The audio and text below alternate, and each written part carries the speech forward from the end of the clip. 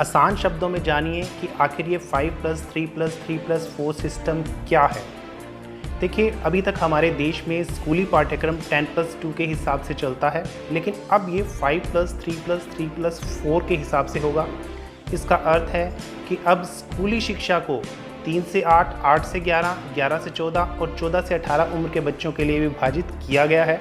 इसमें प्राइमरी से दूसरी कक्षा तक एक हिस्सा, फिर तीसरी से 5वीं तक दूसरा हिस्सा, छठी से 8वीं तक तीसरा हिस्सा और 9वीं से 12वीं तक आखिरी हिस्सा होगा।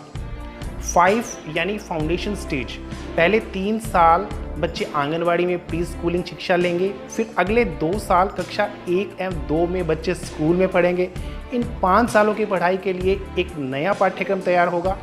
इसमें 3 से 8 साल तक की आयु के बच्चे कवर होंगे, यानी इस प्रकार पढ़ाई के पहले 5 साल का चरण पूरा होगा।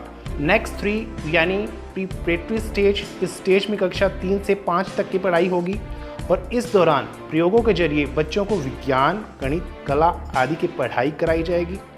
8 से 11 साल तक की उम्र के बच्चों को इसमें कवर किया जाएगा। नेक्स्ट 3 यानी मिडिल स्टेज, इसमें कक्षा 6 से 8 की कक्षाओं की पढ़ाई होगी और इन कक्षाओं में विषय आधारित पाठ्यक्रम पढ़ाया जाएगा।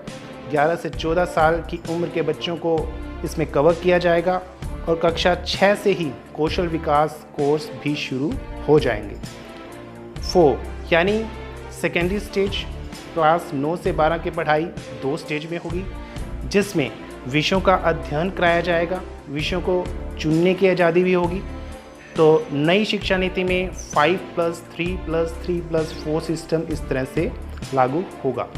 एक और महत्वपूर्ण बात कि नई शिक्षा नीति में अब 5वीं तक के छात्रों को मातृभाषा यानी मदर टंग, स्थानीय भाषा और राष्ट्रीय भाषा में ही पढ़ाया जाएगा। बाकी विषय चाहे वो अंग्रेजी ही क्यों ना हो, एक सब्जेक्ट के तौर पे पढ़ाया जाएगा। वहीं अब सिर्फ 12वीं में बोर्ड की परीक्षा देनी होगी, जबकि इससे पहले 10वीं बोर्ड की परीक्षा देना अनिवार्य होता था, जो अब नहीं होगा।